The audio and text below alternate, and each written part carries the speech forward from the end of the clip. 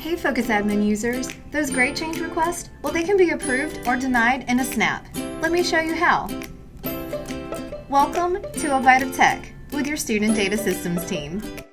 Once a teacher submits an electronic grade change request, you're going to get an alert on your home screen.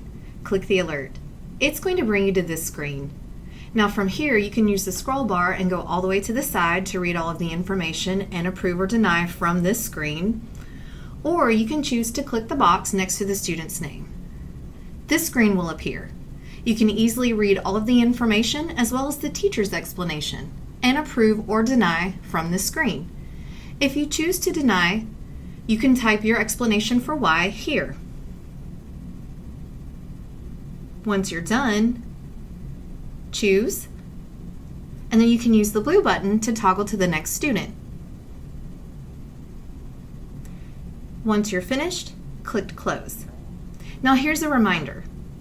If you choose to deny a grade change request, a new one must be entered by the teacher.